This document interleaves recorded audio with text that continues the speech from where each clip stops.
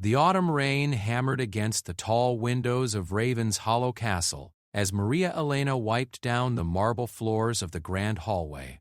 Her worn hands moved mechanically across the cold stone, each stroke echoing in the empty corridor. At 23, she had already spent 5 years scrubbing these same floors, polishing the same silver, and emptying the same chamber pots for the nobility who barely acknowledged her existence. Maria Elena had not chosen this life. When her father died from the plague that swept through their village, she was forced to leave her younger brother Carlos with their grandmother and seek work in the castle. The wages were meager, but they kept her family from starvation. Every copper coin she earned went back to the village, leaving her with barely enough to survive on the scraps from the kitchen and the thin blanket that served as her only comfort in the servants' quarters. King Alexander Thornwick III ruled the kingdom of Valdris with an iron fist wrapped in velvet gloves. At 35, he was considered one of the most powerful monarchs in the known world, yet something dark haunted his emerald eyes. The servants whispered about the curse that had plagued his bloodline for 3 centuries, though none dared speak of it openly. They said every king of Valdris was doomed to lose what they loved most, and that the kingdom itself would eventually fall into eternal darkness. Alexander had witnessed this curse claim his father when he was merely 16. King Marcus had been strong and healthy one day, then mysteriously wasted away over the course of a single month, leaving behind only cryptic warnings about an ancient debt that demanded payment. The young prince had ascended to the throne carrying the weight of this supernatural burden, watching as his advisors aged rapidly around him and his closest friends met untimely ends. On this particular evening, Maria Elena found herself working later than usual. The head housekeeper, Mrs. Catherine Blackwood, had fallen ill, leaving the night duties to the younger maids. As Maria Elena climbed the winding staircase to clean the upper chambers, she heard an unusual sound coming from the king's private study. It was not the sound of celebration or political discussion, but something far more human and vulnerable. The heavy oak door stood slightly ajar, and through the gap, Maria Elena could see King Alexander slumped over his massive desk, his head in his hands. The most powerful man in the kingdom was weeping like a lost child. Scattered across the desk were ancient books, scrolls covered in strange symbols, and what appeared to be old family portraits. The sight of his raw despair struck something deep within Maria Elena's compassionate heart. She knew she should continue with her duties and pretend she had seen nothing. Servants who witnessed the private moments of royalty often found themselves transferred to distant corners of the realm or worse. But something in the king's broken posture reminded her of her own brother Carlos when their father had died. The same helpless grief, the same desperate searching for answers that might never come. Against every instinct for self-preservation, Maria Elena knocked gently on the doorframe. King Alexander's head snapped up, his eyes red with unshed tears and blazing with sudden fury at being discovered in such a vulnerable state. For a moment she was certain he would call for the guards and have her thrown in the dungeons for this unprecedented intrusion. "Your Majesty," she said softly, dropping into a deep curtsy, "I apologize for disturbing you. I was cleaning the hallway and I thought perhaps you might need assistance." The king stared at her for what felt like an eternity. Maria Elena kept her eyes downcast, her heart pounding so loudly she was sure he could hear it. When he finally spoke, his voice was hoarse and strained. "What is your name?" "Maria Elena, Your Majesty. I work in the housekeeping staff." Alexander studied her face, taking in her genuine concern and the absence of the calculated ambition he was accustomed to seeing in courtiers. Here was someone offering help without expecting reward or advancement. It was so foreign to his experience that it momentarily disarmed his defenses. "Tell me, Maria Elena," he said, gesturing to the chair across from his desk. "Do you believe in curses?" She hesitated, knowing that her answer could determine her fate. "I believe in suffering, Your Majesty, and I believe that sometimes the heaviest burdens are carried by those who seem the strongest." Her words hit him with unexpected force. Here was a servant girl who cleaned floors and emptied chamber pots, yet she spoke with a wisdom that his most educated advisors lacked. Against all protocol and common sense, King Alexander found himself telling Maria Elena about the curse that had haunted his family for 300 years.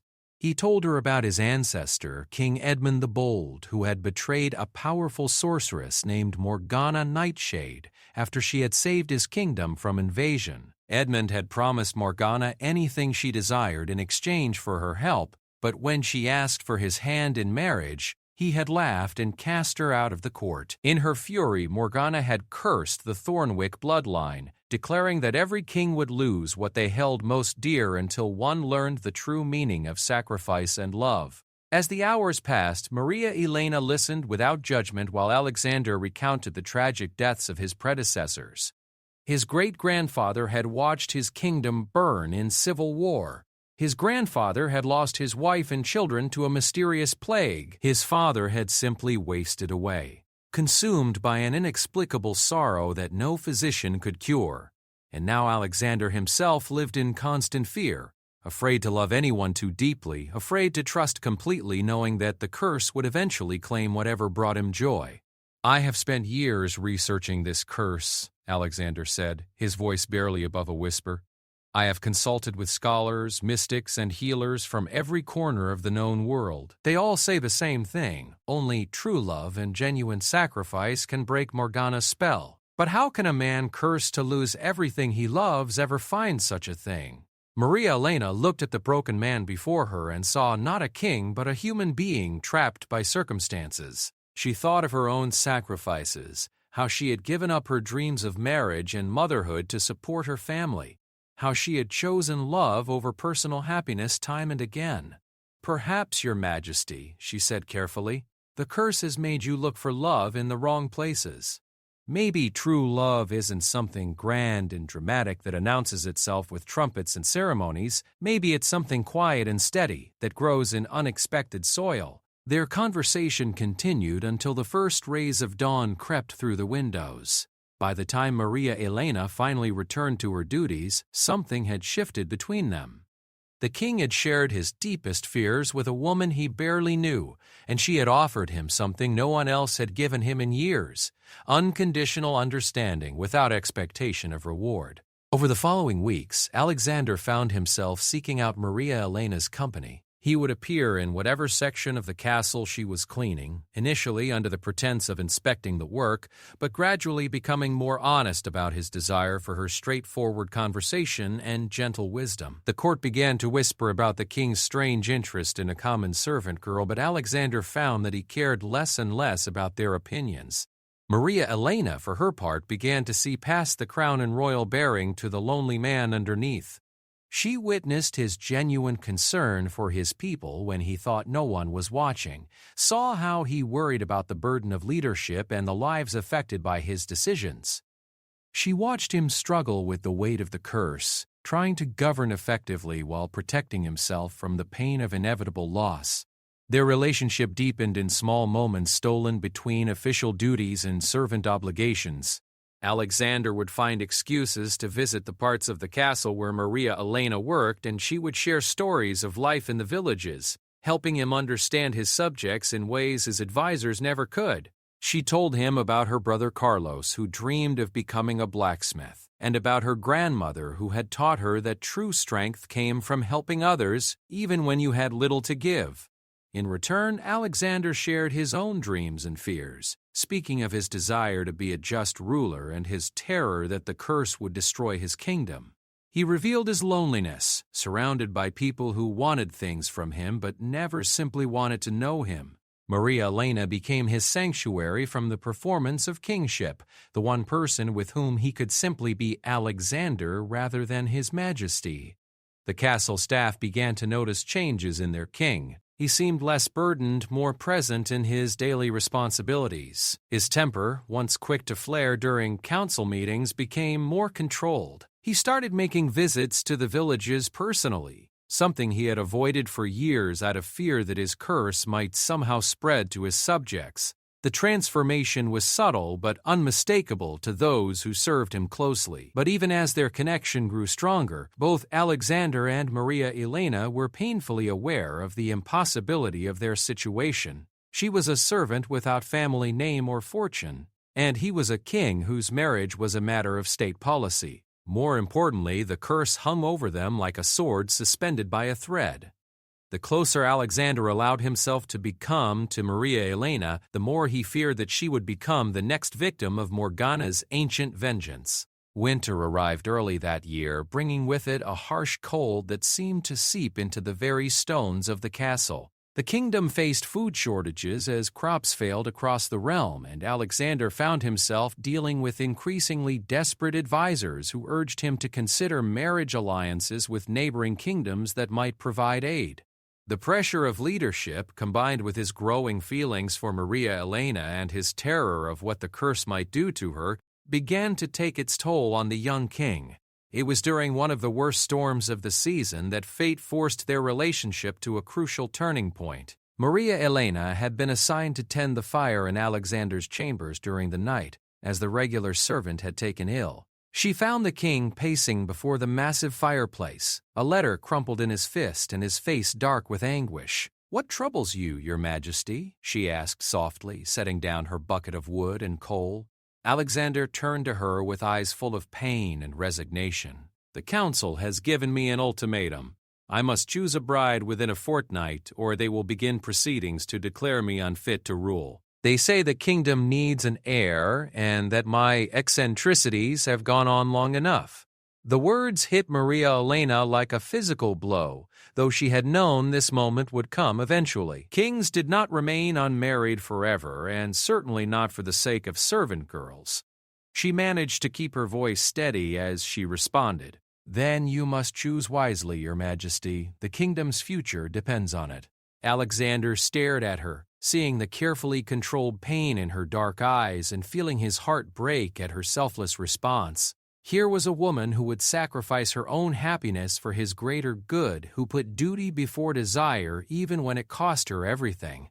In that moment, he realized that Maria Elena had been showing him the answer to breaking the curse all along. The storm raged outside as Alexander crossed the room and took Maria Elena's hands in his own. Her skin was rough from years of hard work, her clothes simple and patched, but to him she was the most beautiful and precious thing in his kingdom. "Maria Elena," he said quietly, "I have spent my entire life running from love because I feared what the curse might take from me. But you have taught me something my advisors and scholars never understood. True love isn't about taking or possessing. It's about giving freely, even when you have little to give.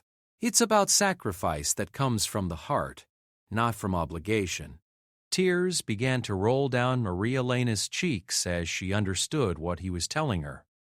"Your Majesty, we cannot—" The curse demands true love and sacrifice," Alexander interrupted gently. "You have shown me both.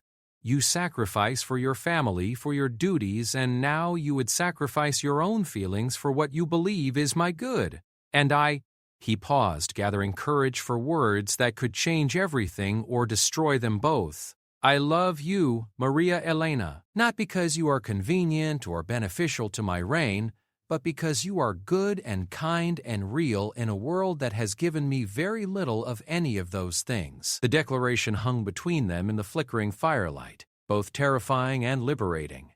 Maria Elena had dreamed of hearing those words from him, but she had also feared them, knowing the danger they represented. "If we pursue this path," Alexander continued, "I don't know what will happen. The curse may destroy us both, but I have realized that living in fear of losing love is not truly living at all.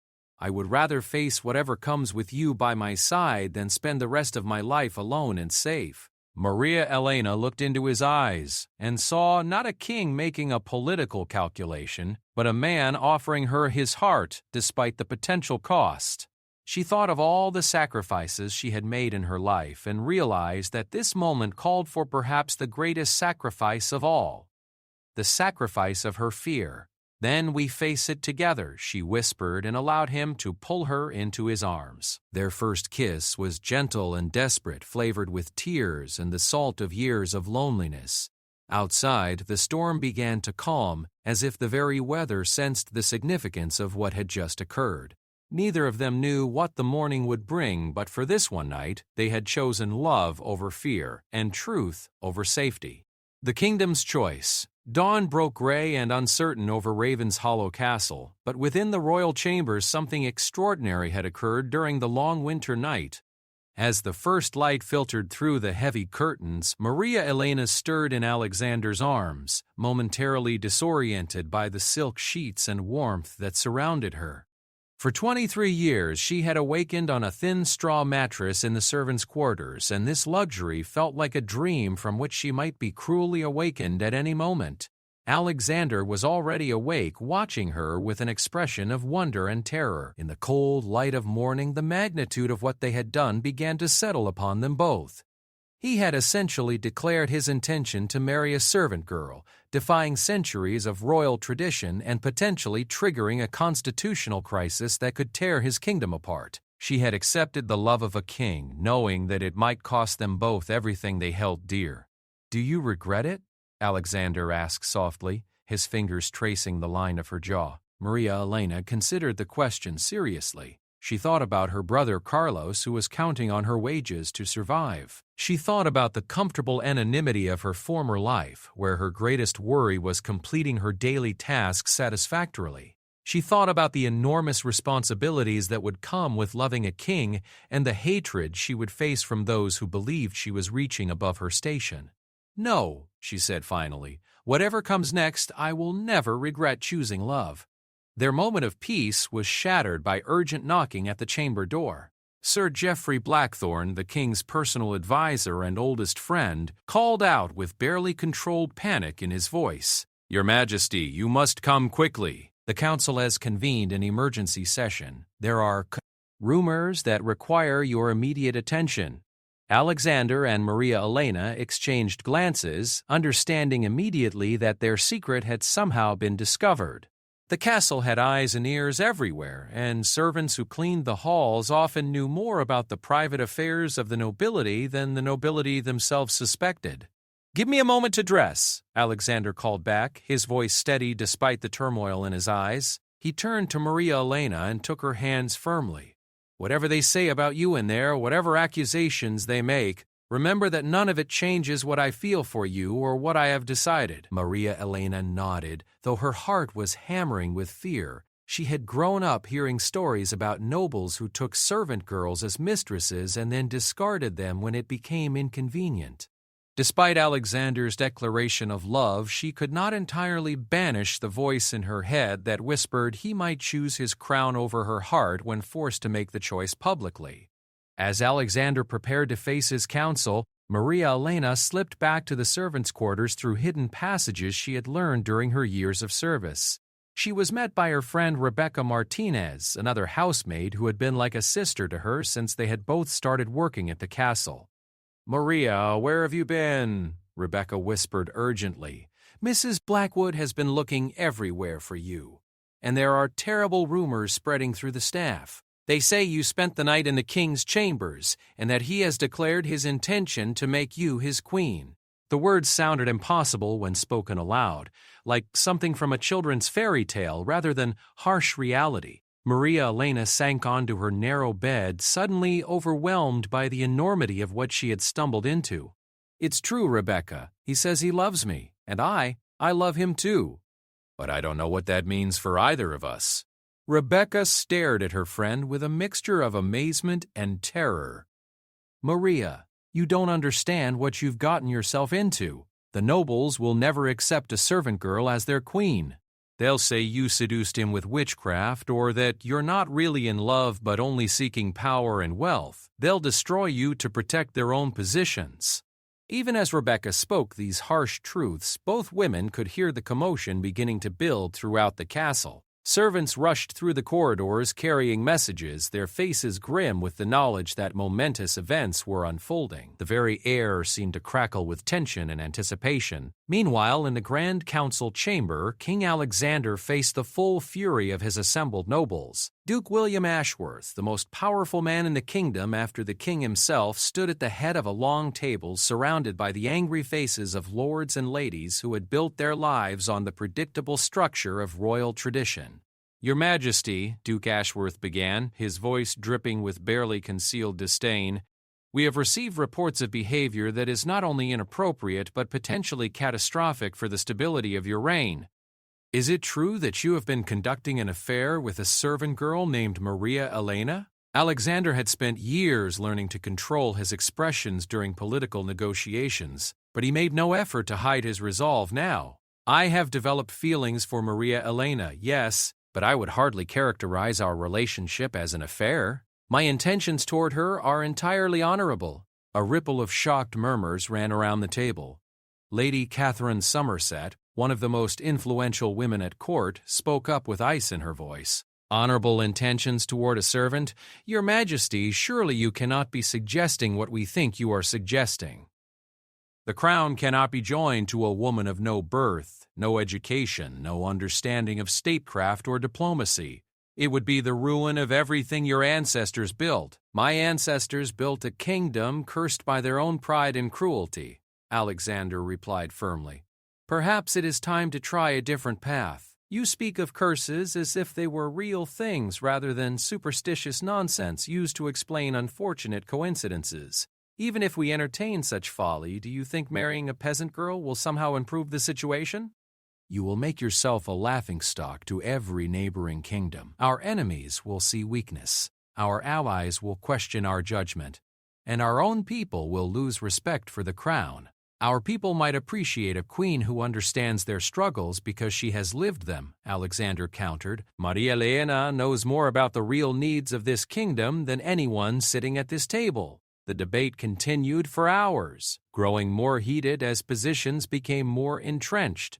The nobles presented argument after argument against Alexander's choice, ranging from practical concerns about Maria Elena's complete lack of preparation for royal duties to darker suggestions about her possible ulterior motives. They painted vivid pictures of neighboring kingdoms taking advantage of Valdris during the chaos that would surely follow such an unprecedented marriage. Some of the younger nobles, particularly those who had less to lose from a disruption of traditional power structures, showed cautious support for their king's right to choose his own bride. But they were vastly outnumbered by the established lords and ladies who saw Alexander's infatuation as a direct threat to their own positions and privileges. As the sun reached its zenith, Duke Ashworth played his final card. "Your Majesty, we are prepared to give you one last chance to come to your senses. Dismiss this servant girl immediately. Choose an appropriate bride from among the noble houses we have suggested, and we will consider this entire incident a momentary lapse in judgment brought on by the stresses of leadership. Refuse, and we will be forced to invoke the ancient laws that allow the council to remove a king who is deemed unfit to rule." The chamber fell silent as the full weight of the ultimatum settled upon everyone present.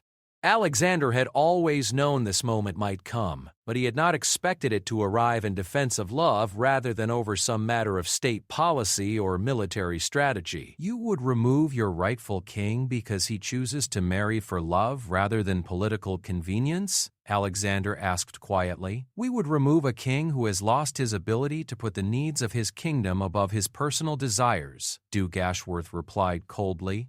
"A king who would elevate a servant to the throne is a king who no longer understands his duties or his place in the natural order of things." Alexander looked around the table at faces he had known since childhood, seeing the fear and ambition that drove their opposition to his choice. These were not necessarily evil people, but they were trapped by their own understanding of how the world should work, unable to imagine that love and wisdom might be found in unexpected places. "I need time to consider your words," Alexander said finally. "This council is dismissed until tomorrow morning, at which time I will give you my final decision." As the nobles filed out of the chamber, their faces showed varying degrees of satisfaction and concern. They believed they had backed their king into an impossible corner, but some worried about what a desperate ruler might do when faced with the choice between love and crown. Alexander remained in the empty council chamber long after the others had gone, staring out the tall windows at the kingdom he had inherited and the people whose lives depended on his decisions. The curse had made him afraid to love, But love had taught him something about sacrifice that years of royal education had failed to convey. Now he faced a choice that would define not only his own fate but the future of Valdres itself. That evening, he sent a trusted servant to bring Maria Elena to a private garden behind the castle where they could speak without fear of being overheard. She came to him with dirt under her fingernails from her day's work, her simple dress patched and worn, and he had never seen anything more beautiful in his life. "They have given me an ultimatum," he told her without preamble, knowing that lies or gentle half-truths would serve neither of them now. "I can give you up and choose a noble bride, or they will remove me from the throne." Maria Elena had been expecting this news, but hearing it spoken aloud still hit her like a physical blow. She had known that loving a king would come with impossible choices, but she had hoped for more time to prepare for them. "Then you must choose the crown," she said quietly, her voice steady despite the tears gathering in her eyes. "Your people need you, Alexander. They need a king who can protect them and guide them through difficult times. They don't need me."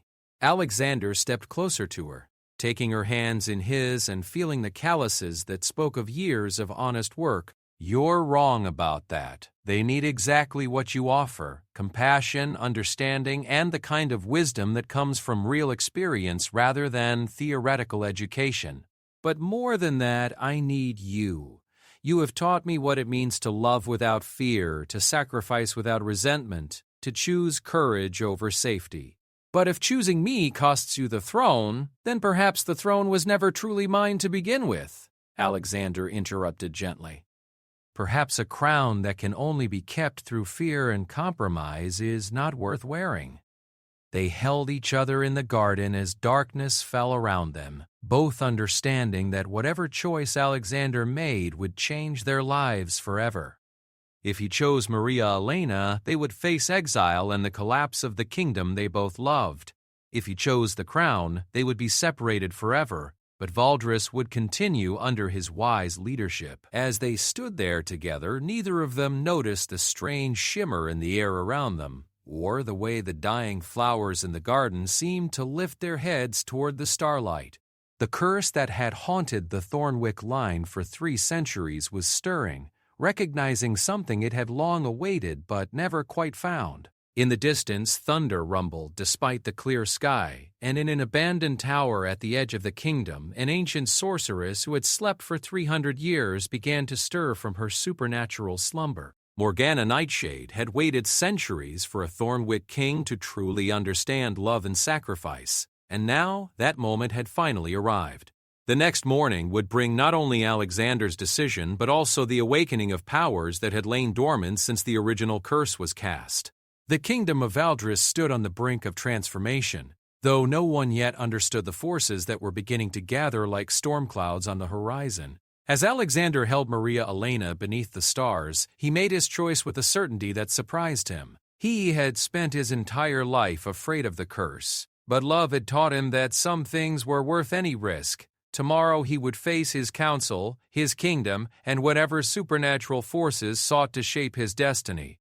But tonight, he simply held the woman he loved and prepared to fight for a future that no one else could envision. The breaking of ancient bonds. The morning sun painted the council chamber in shades of gold and crimson as King Alexander stood before his assembled nobles, his decision weighing heavy in his heart yet clear in his mind.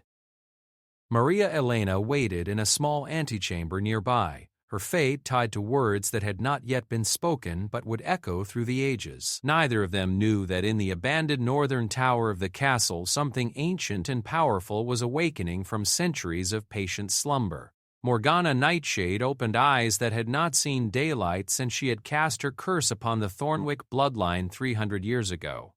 She had bound herself to sleep until the moment when a true test of love and sacrifice presented itself, trusting that time would eventually bring forth the circumstances necessary to either fulfill or break her ancient spell. Now, as the magical energies that had sustained her stirred with new purpose, she could sense that the moment of reckoning had finally arrived. Rising from her enchanted rest, Morgana appeared much as she had when she first encountered King Edmund the Bold. Her dark hair flowed like liquid midnight around shoulders draped in robes that seemed to be woven from starlight itself. But 3 centuries of supernatural sleep had changed her in ways that went beyond the physical. The burning anger that had fueled her original curse had cooled into something more complex, a mixture of curiosity, weariness, and perhaps the faintest hint of regret for the suffering her spell had caused. In the council chamber, Duke Ashworth called the assembly to order with barely concealed satisfaction. He had spent the night rallying support among the nobles, confident that Alexander would choose practical wisdom over romantic folly when faced with the loss of his crown. The prospect of installing a more malleable ruler, possibly one of the younger royal cousins, held considerable appeal for those who chafed under Alexander's occasionally independent decision-making. "Your Majesty," Duke Ashworth began formally, "we await your decision regarding the matter we discussed yesterday. Have you chosen to put aside your inappropriate attachment to the servant girl and select a proper bride from among the noble houses?" Alexander looked around the chamber at faces he had known since childhood, seeing the mixture of expectation, judgment, and barely concealed ambition in their expressions. These were people who had served his family for generations, yet they seemed incapable of understanding that genuine love might be more valuable than political alliance. "My lords and ladies," Alexander said, his voice carrying clearly through the ornate chamber, "I have indeed made my decision. I choose Maria Elena, and I choose love over fear. If this kingdom cannot accept a queen who has known poverty, struggle, and sacrifice, then perhaps this kingdom needs to learn new lessons about what truly matters." The reaction was immediate and explosive. Several nobles leaped to their feet, shouting accusations and threats. Duke Ashworth's face turned purple with rage as he declared that the king had just signed his own abdication. Lady Somerset dramatically announced that she would not serve under a servant queen, while other voices called for immediate action to remove Alexander from power. But before the chaos could escalate further, the temperature in the chamber suddenly dropped 20 degrees. Frost began forming on the windows despite the warm spring morning, and a wind that seemed to come from nowhere stirred the tapestries hanging on the walls. Every candle in the room flickered and dimmed as an otherworldly presence made itself known. Morgana Nightshade materialized in the center of the chamber like a figure stepping out of a dream. She was beautiful and terrible, commanding instant silence from the assembled nobles who had never seen true magic wielded by one who had helped shape the very foundations of their kingdom. Her presence filled the room with an energy that made the hair on every person's arms stand on end. "Duke Ashworth," she said, her voice carrying the weight of centuries, "you speak with great confidence about removing kings, but you seem to have forgotten that it was a Thornwick king who first called upon my power to save this realm from destruction. Perhaps it is time you remembered the true history of your precious crown." The nobles cowered before her supernatural presence, but Alexander stepped forward without fear. He had lived his entire life under the shadow of this woman's curse, and now that she stood before him, he felt only a strange sense of completion, as if a long-awaited confrontation had finally arrived. "Morgana Nightshade," he said formally, "I am Alexander Thornwick, great-great-grandson of the man who betrayed your trust. I have come to understand that the curse you placed upon my family was not mere vengeance, but a test. You wanted us to learn something that Edmund never understood." Morgana studied the young king with eyes that held the accumulated wisdom of ages. "Tell me, Alexander Thornwick, what do you believe I wanted your bloodline to learn? That true power comes not from taking what you desire, but from giving what you have to offer," Alexander replied. "That love requires sacrifice, not of others, but of your own fears and selfish ambitions. That strength is found in serving something greater than yourself, whether that be a kingdom, a person, or an ideal that transcends personal gain." A murmur of surprise rippled through the assembled nobles as they began to understand that their king had been grappling with forces far beyond their comprehension. The curse that had haunted the royal family was not superstition or coincidence, but a real and powerful magic that had shaped the destiny of their kingdom for generations. Morgana nodded slowly, a hint of approval entering her ancient eyes. Your ancestor promised me anything in exchange for saving his kingdom from invasion. When I asked for his hand in marriage, he laughed and cast me out, believing that his royal blood was too precious to mingle with that of a sorceress. He saw only what he wanted from me, never considering what he might offer in return. She gestured to the cowering nobles around the chamber, and now his descendants repeat his mistakes, believing that love and wisdom can be found only among their own kind, never imagining that a servant girl might possess virtues that centuries of noble breeding have failed to produce. Duke Ashworth found his voice, though it trembled with fear. Sorceress, whatever grievance you have with the royal family, surely it need not extend to the stability of the entire kingdom. If you lift your curse, we can arrange for proper compensation, perhaps gold or lands. Morgana's laughter was like the sound of silver bells ringing in a winter storm. You still understand nothing. The curse cannot be lifted by gold or lands or political arrangements. It can only be broken by the very thing your culture has trained you to despise: genuine love that transcends social boundaries, and true sacrifice that comes from the heart rather than from obligation. She turned her attention back to Alexander, and her expression grew serious. You say you choose love over fear, Alexander Thornwick. But do you truly understand what that choice will cost you?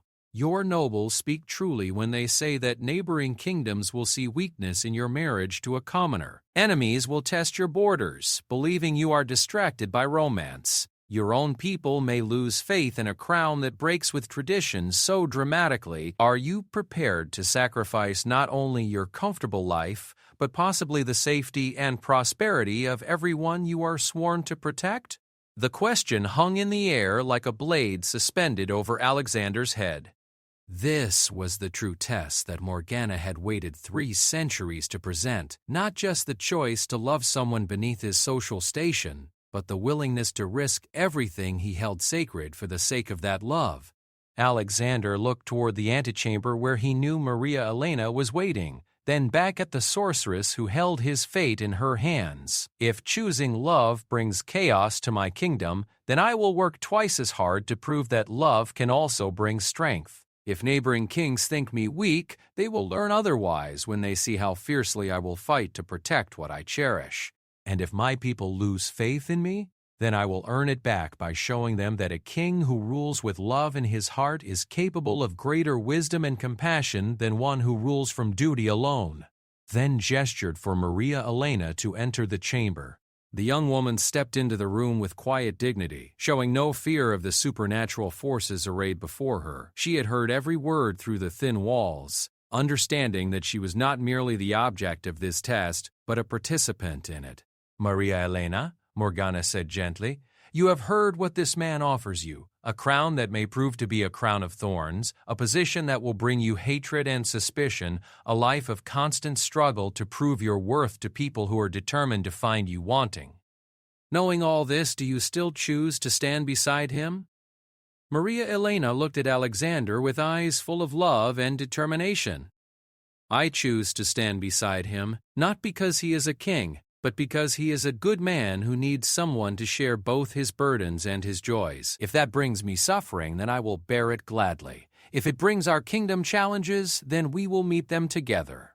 And if it brings me hatred from those who think love should be limited by social position, then I will try to show them through my actions that the heart recognizes no such boundaries.